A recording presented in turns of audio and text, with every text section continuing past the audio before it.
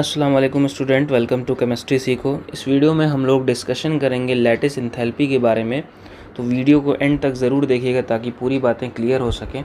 और अपना कमेंट ज़रूर लीव करिएगा, कोई फीडबैक हो या कोई सजेशन हो या किसी और पर्टिकुलर टॉपिक पर वीडियो अगर चाहिए हो तो कमेंट सेक्शन का ज़रूर यूज़ कीजिएगा। तो चलिए वापस आते हैं लैटिस एंथैल्पी पर।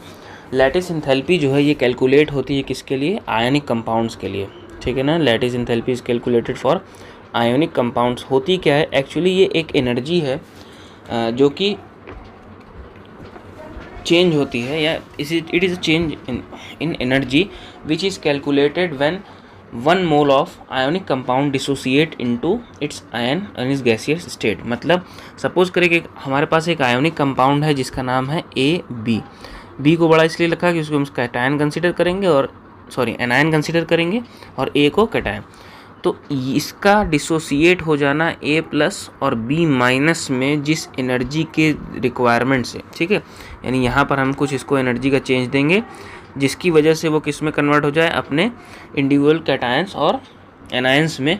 इस एनर्जी को बोलते हैं हम लोग, इस एंथैल्पी को बोलते हैं हम लोग क्या? लैटिस एंथैल्पी, ठीक है।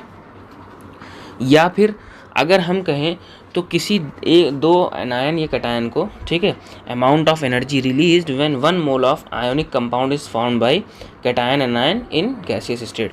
सपोज करें कि हमारे पास एक A+ कोई कैटायन है, ठीक है, जो कि गैसियस स्टेट में है, और B- कोई एक एनायन है जो कि किस में है? गैसियस स्टेट में है। दोनों 1 मोल हैं।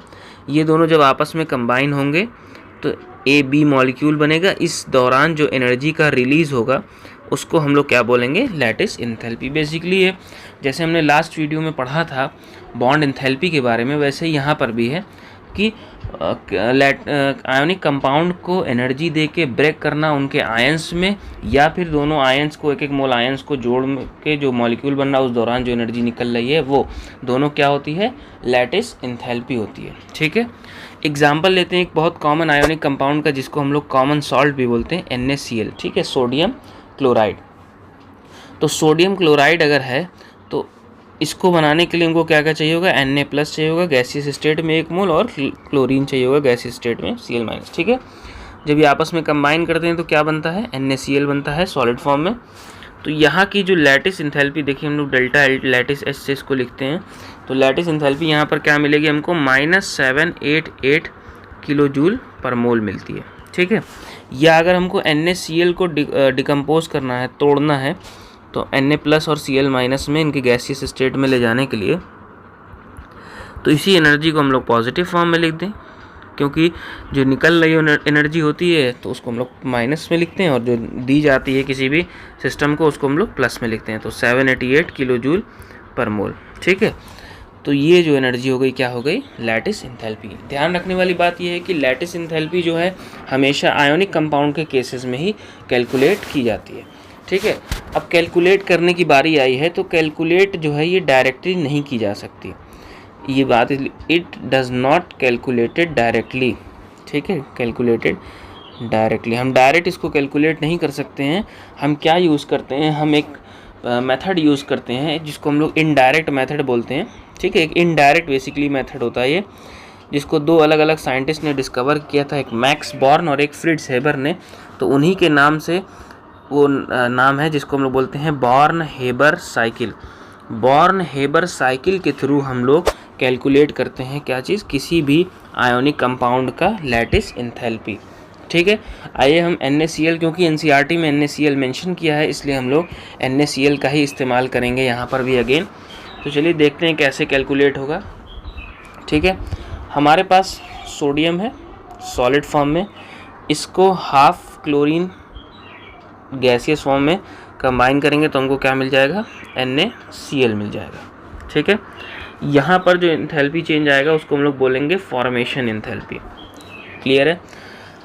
जैसे दो चीज़ मिला के बनी तो यहाँ पे क्या हो जाएगी? फॉर्मेशन एंथैल्पी, ठीक है ना। अभी आगे उसके बारे में डिस्कशन हो जाएगा, ठीक है। अब कैसे करते हैं? पहले हमको सोडियम को, क्योंकि हमको लैटिस एंथैल्पी किस में कैलकुलेट होती है? गैसियस स्टेट में। तो सोडियम को हमको पहले किस में कन्वर्ट करना पड़ेगा? गैसियस स्टेट में।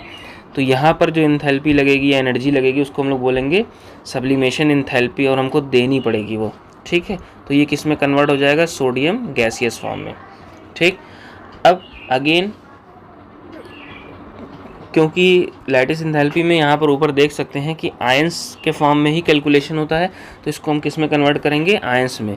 तो हम यहाँ पर इसको क्या करेंगे, आयनाइजेशन एंथैल्पी देंगे। तो यहाँ पर ये वैल्यू प्लस में जाएगी, तो ये किस में कन्वर्ट हो जाएगा, Na प्लस गैसियस फॉर्म में और 1 इलेक्ट्रॉन। ठीक है। इसी तरह से क्लोरीन की बात करेंगे तो क्लोरीन को पहले हमको किस में कन्वर्ट करना होगा, क्लोरीन को हमको पहले कन्वर्ट करना होगा गैसियस फॉर्म में। तो Cl गैसियस फॉर्म में इसको कन्वर्ट करना है तो हमको क्या करना पड़ेगा, बॉन्ड एंथैल्पी देनी पड़ेगी, तभी तो बॉन्ड टूटेगा। अब क्योंकि यहाँ हाफ मोल है तो हमको इस बॉन्ड एंथैल्पी का हाफ देना पड़ेगा। ठीक है, जिसकी वजह से क्या होगा, ये कन्वर्ट हो जाएगी क्लोरीन गैस में। ठीक है। अब क्लोरीन को माइनस में यानी आयन बनाने के लिए, Cl माइनस बनाने के लिए इसको एक इलेक्ट्रॉन देना पड़ेगा। ठीक है, तो इसको इलेक्ट्रॉन देना पड़ेगा, तो यहाँ पर जो एनर्जी लगेगी उसको हम लोग क्या बोलते हैं, इलेक्ट्रॉन गेन एंथैल्पी, जो कि क्या होगी, माइनस में होगी। ठीक है, क्योंकि हम यहाँ से इलेक्ट्रॉन जब देंगे तो एनर्जी क्या होगी, रिलीज़ होगी। कौन सी एनर्जी रिलीज़ होगी, डेल्टा EGH यानी कि इलेक्ट्रॉन गेन एंथैल्पी। तो ये किस में कन्वर्ट हो जाएगा, Cl minus in gaseous state और ये किसमें, Na प्लस गैसियस स्टेट। अब हमको दोनों मिल गया। अब इन दोनों को हम लोग क्या करेंगे, कंबाइन कर देंगे। ठीक है, कंबाइन करेंगे तो हमको क्या मिल जाएगा, NaCl मिल जाएगा। ठीक है, कंबाइन जब करेंगे तो हमको क्या मिलेगा, NaCl। और यहाँ पर जो हमारे पास एनर्जी होगी वो क्या होगी, लैटिस एंथैल्पी होगी, जो कि माइनस में आएगी क्योंकि ये एनर्जी रिलीज़ होगी, क्योंकि दोनों आपस में क्या हो रहे हैं, मिल रहे हैं। ठीक है, तो अब हमने पिछली वीडियो में हेस लॉ के बारे में छोटी सी स्टडी की थी कि हेस लॉ स्टेप वाइज कैलकुलेशन करके हम एंथैल्पी को कैलकुलेट करते हैं। तो फॉर्मेशन एंथैल्पी ऑफ NaCl अगर हमको कैलकुलेट करना हो तो हम क्या अप्लाई करेंगे, अकॉर्डिंग टू हेस लॉ, जिसके ऊपर हमने प्रीवियस वीडियो बना दी है, आप चाहें तो देख सकते हैं। ठीक है, तो हेस लॉ क्या होगा, delta sublimation H plus delta ionisation H plus delta bond H, सारी एनर्जीज़ को हम ऐड कर रहे हैं up to plus negative of delta EGH, क्योंकि एनर्जी क्या हो रही थी, रिलीज़ हो रही थी, फिर plus negative of delta lattice H, क्योंकि अगेन ये एनर्जी क्या हो रही थी, रिलीज़ हो रही थी। तो हमको क्या मिल जाएगा, फॉर्मेशन एंथैल्पी मिल जाएगी। और यहाँ से हम लोग इस्तेमाल करके फॉर्मेशन एंथैल्पी की ऑलरेडी पता रहती है किसी भी चीज़ की, तो हम यहाँ से कैलकुलेट करके लैटिस एंथैल्पी को निकाल सकते हैं। तो बेसिकली कहने का मतलब ये है कि कोई भी आयोनिक कंपाउंड हो उसको हम स्टेप बाय स्टेप, पहले जैसे मान लेते फॉर एग्जांपल KCl है, तो KCl को बनाने के लिए पहले K को गैसियस फॉर्म में कन्वर्ट करना, देन उसके बाद आयनिक फॉर्म में। इसी तरह से Cl को भी गैसियस फॉर्म में, देन आयनिक फॉर्म में, देन दोनों को ऐड करके जो एनर्जी रिलीज़ होगी वो कैलकुलेट हो जाएगी लैटिस एंथैल्पी में। ठीक है, इसी को हम लोग बोलते हैं क्या, बॉर्न हेबर साइकिल। ठीक है, अब बारी आती है एक बहुत इंपॉर्टेंट पार्ट की, वो ये है कि किस फैक्टर्स पे ये लैटिस एंथैल्पी डिपेंड करती है, factors on which lattice enthalpy depends. तो 3 इंपॉर्टेंट फैक्टर्स हैं, होते तो बहुत सारे हैं लेकिन 3 इंपॉर्टेंट और मेजर हैं। सबसे पहला जो है वो है force of attraction between the cation and anion. Cation और एनायन के बीच का फोर्स ऑफ अट्रैक्शन जितना ज़्यादा मिलेगा हमको, उतना ही ज़्यादा लैटिस एनर्जी मिलेगी, डेल्टा लैटिस मिलेगी। ठीक है, जितना ज़्यादा फोर्स ऑफ अट्रैक्शन उतना ही ज़्यादा क्या होगा, लैटिस एंथैल्पी, क्योंकि उनको तोड़ने में दिक्कत आएगी। ठीक है, और उतना ही बनाने में भी दिक्कत आएगी, इसीलिए ज़्यादा हो जाएगी लैटिस एंथैल्पी। पहला फैक्टर क्या था, फोर्स ऑफ अट्रैक्शन। दूसरे फैक्टर की अगर हम बात करें तो दूसरा फैक्टर जो है वो ये है कि जो डेल्टा लैटिस एंथैल्पी होती है वो डायरेक्टली डिपेंडेंट होती है, डायरेक्टली प्रोपोर्शनल होती है charge on cation and charge on anion. दोनों में से किसी पर भी ज़्यादा चार्ज होगा तो लैटिस एंथैल्पी ज़्यादा हो जाएगी। ठीक है ना, क्योंकि चार्ज ज़्यादा होने से फोर्स ऑफ अट्रैक्शन बढ़ जाता है। हमने पहले भी पढ़ा है फिजिक्स वगैरह में भी और स्ट्रक्चर ऑफ एटम में भी कि force of attraction between 2 charge कैसे कैलकुलेट होता है, Q1 Q2 upon R² K। ठीक है, इस तरह से। तो यहाँ पर ये चार्ज है, ये चार्ज जब ये ज़्यादा होगा, ये ज़्यादा होगा तो ऑब्वियस बात है ये ज़्यादा होगा, और जब ये ज़्यादा होगा तो लैटिस एंथैल्पी क्या होगी, ज़्यादा हो जाएगी। ठीक है, तीसरा जो इम्पॉर्टेंट फैक्टर है वो है साइज़ की बात है, साइज़ ऑफ आयंस की। साइज़ ऑफ आयंस यानी साइज़ ऑफ कैटायन और एनायन अगर ज़्यादा हैं बड़े हैं तो क्या होता है, देखिए डिस्टेंस ऑफ सेपरेशन नीचे है, यानी कि चार्ज अगर बड़ा होगा तो दोनों के बीच का डिस्टेंस भी बढ़ जाएगा, और जब आर बढ़ेगा तो फोर्स ऑफ अट्रैक्शन घट जाएगा।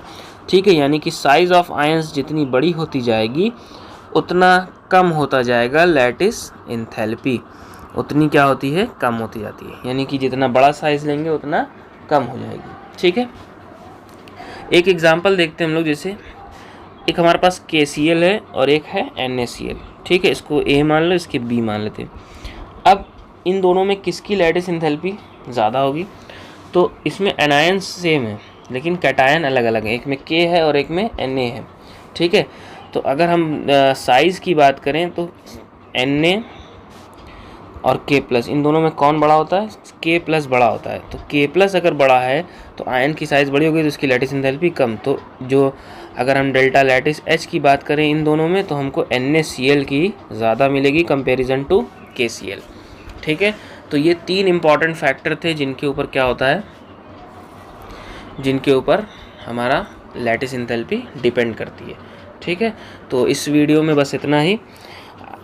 अगर कोई क्वेश्चन हो, कोई डाउट हो तो ऑब्वियस कमेंट सेक्शन का यूज़ करिए। ठीक है, thanks for watching, thank you.